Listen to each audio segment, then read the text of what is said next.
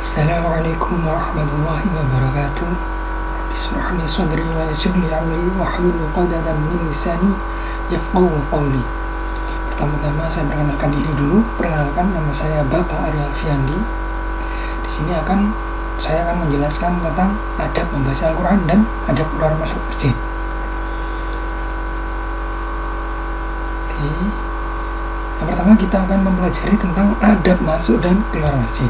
Yang kita pelajari adalah adab masuk masjid. Yang pertama, sebelum kita menuju masjid, alangkah lebih baiknya kita berwudu dari rumah, bukan di masjid wudunya, tapi di rumahnya. Rasulullah SAW bersabda, siapa yang berwudu untuk sholat dan dia sempurnakan wudunya, kemudian dia menuju masjid untuk sholat fardu, lalu dia ikut sholat berjamaah atau sholat di masjid, maka Allah mengampuni dosa-dosanya. Allah mengampuni semua dosa-dosanya. Hadis riwayat Muslim. Kemudian yang kedua, adab yang kedua, kita harus gunakan pakaian sopan dan suci. Allah Subhanahu wa taala berfirman, wahai anak cucu Adam, pakailah pakaianmu yang bagus pada setiap memasuki masjid. Quran surat Al-A'raf ayat ke-31. Ini firman Allah ya. Allah yang memerintahkan memang kita harus pakai pakaian bagus. Kemudian adab yang ketiga, membaca doa keluar rumah. Salah satu doa yang dianjurkan yaitu Bismillahi tawakkaltu 'ala Allah la haula wa la quwwata illa billah.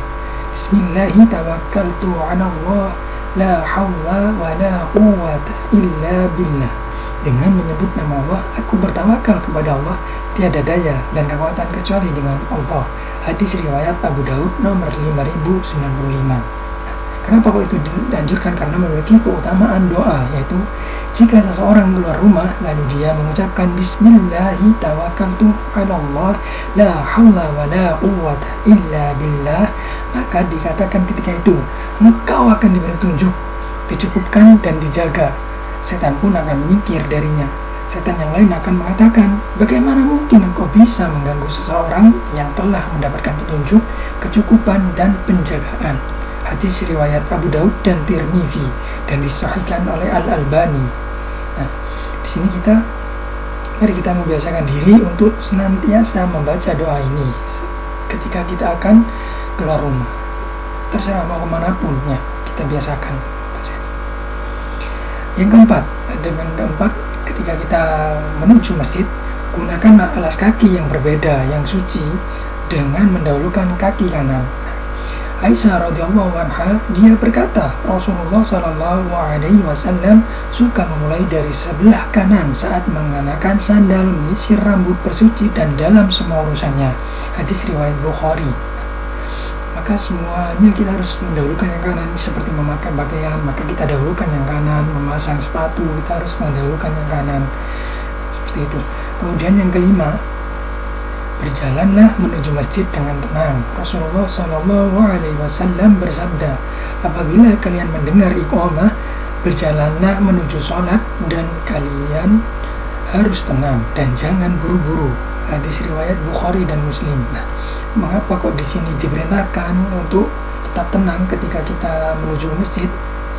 Ya, agar kita sholatnya tetap fokus, ya, fokus kepada Allah, tidak ngos-ngosan. Nah, coba kalau kita menuju masjid sambil berlari, kita terburu-buru, ya kan? Pasti kita sholatnya ngos-ngosan dan gak akan fokus. Baik, kemudian lanjut yang keenam. Pada saat kita menuju masjid, dianjurkan untuk membaca doa seperti berikut ini.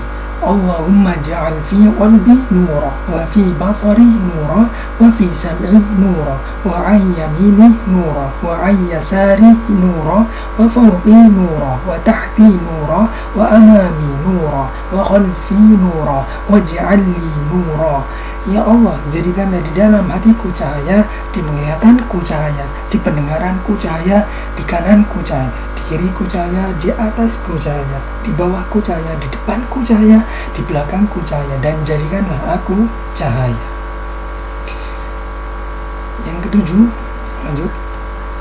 Sampainya di masjid, melepas sandal dengan mendahulukan kaki sebelah kiri. Rasulullah Shallallahu Alaihi Wasallam bersabda, apabila kalian memakai sandal, mulailah dengan kaki kanan, dan jika melepas, mulailah dengan kaki kiri. Hadis riwayat Bukhari dan Muslim.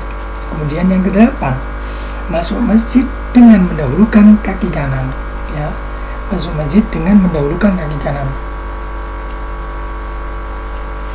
Kemudian yang ke-9, setelah kita masuk masjid, maka kita dianjurkan untuk membaca doa masuk masjid. Allahumma ftahli abwaaba rahmatik. Ya Allah, bukakanlah bagiku pintu-pintu rahmatmu. Yang ke-10, sholat tahiyatul masjid bila memungkinkan dan waktunya cukup. Rasulullah SAW bersabda, apabila kalian masuk masjid, jangan duduk sampai sholat 2 rakaat.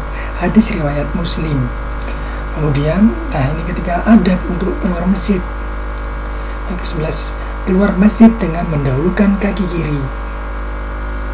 Yang ke-12, pada saat kita akan keluar masjid, maka dianjurkan membaca doa seperti berikut ini. Allahumma inni as'aluka min fadlik, yang memiliki arti, wahai Tuhanku, sesungguhnya aku memohon kepadamu akan segala keutamaanmu. Ya, mungkin ini materi adab masuk dan keluar masjidnya sampai di sini. Nah, kemudian pembahasan yang kedua adalah adab membaca Al-Quran.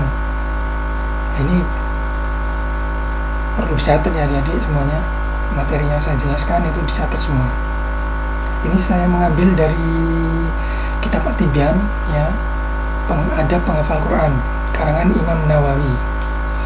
Yang pertama, adab untuk membaca Al-Quran itu dianjurkan untuk bersuci dari hadas, memakai pakaian yang sopan, dan membersihkan gigi sebelum membaca Al-Quran. Rasulullah SAW bersabda, aku tidak menyukai menyebut nama Allah kecuali dalam keadaan suci. Hadis riwayat Ahmad, Abu Daud. Nah, di sini membaca Al-Quran itu harus dalam keadaan suci, bersih dari hadas, memakai pakaian yang sopan, dan dianjurkan untuk membersihkan gigi. Kalau memiliki siwak, maka bersiwaklah. Nah, tapi kalau tidak memiliki siwak, ya gosok gigi, ya. Kalau masih tidak mampu gosok gigi, minimal berkumur lah, membersihkan mulut dengan berkumur. Dan yang kedua, dianjurkan menghadap ke kiblat. Rasulullah SAW bersabda, majelis atau posisi duduk paling mulia adalah majelis yang menghadap ke kiblat. Hadis riwayat Tabrani. Jadi dianjurkan menghadap kiblat. Nah, kemudian yang ketiga, membaca ta'awudz ketika memulai membaca Al-Quran. Allah Subhanahu wa Ta'ala berfirman, apabila kamu membaca Al-Quran, dan hendaklah kamu meminta perlindungan kepada Allah dari syaitan yang terkutuk. Quran surat An-Nahl ayat ke-98. Bacaan ta'awudz itu a'udzu billahi minasyaitonir rajim. Saya kira adik-adik semua sudah paham bacaan ta'awudz. Kemudian lanjut ya, yang keempat, hendaknya berkonsentrasi dan berusaha merenungi setiap apa yang dibaca. Allah Subhanahu wa Ta'ala berfirman, mengapa mereka tidak merenungkan kandungan makna Al-Quran, ataukah hati mereka terkunci? Quran surat Muhammad ayat ke-24. Maka dianjurkan untuk berkonsentrasi merenungkan kandungan makna dari Al-Quran tersebut, ya. Jangan hanya dibaca kalau bisa, ya. Oke, lanjut yang kelima, berusaha khusyuk, memusatkan hati hingga perasaan terbawa sesuai dengan apa yang kita baca. Allah Subhanahu wa Ta'ala berfirman, sesungguhnya orang-orang yang beriman adalah mereka yang apabila disebut nama Allah gemetar hatinya, dan apabila dibacakan ayat-ayatnya kepada mereka bertambah kuat imannya, dan hanya kepada Tuhan mereka bertawakal. Quran surat Al-Anfal ayat ke-2. Harus khusyuk, memusatkan hati harus ikut baca Al-Qurannya, harus mengikuti apa maknanya. Si hati itu juga harus berpikir, gitu, merenungkan isi kandungan bacaan Al-Quran. Kemudian yang keenam, boleh membaca Al-Quran sambil berdiri di atas kendaraan atau berbaring. Allah Subhanahu wa Ta'ala berfirman, yaitu orang-orang yang mengingat Allah sambil berdiri, duduk atau dalam keadaan berbaring, dan mereka memikirkan tentang penciptaan langit dan bumi, seraya berkata, ya Tuhan kami, tidaklah Engkau menciptakan semua ini sia-sia. Maha suci Engkau, lindungilah kami dari azab neraka. Quran surat Ali Imran ayat ke-191. Nah, ini berfirman ini, orang-orang yang mengingat Allah sambil berdiri, duduk, atau dalam keadaan berbaring. Nah, ketika kita membaca Al-Quran, itu pasti otomatis kita mengingat Allah, zikrullah. Makanya dari itu boleh membaca Al-Quran sambil berdiri, di atas kendaraan, atau berbaring. Lanjut, yang ketujuh, adab yang ketujuh, berusaha membaca dengan benar, jelas, dan dengan suara yang bagus. Allah Subhanahu wa Ta'ala berfirman, bacalah Al-Quran dengan tartil. Quran Surat Al-Muzammil ayat ke-4.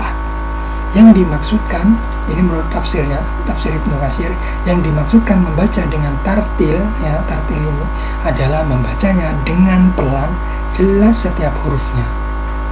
Oke, lanjut. Yang kedelapan, tidak membaca terlalu keras sehingga mengganggu orang lain yang sedang sholat atau yang sedang tidur.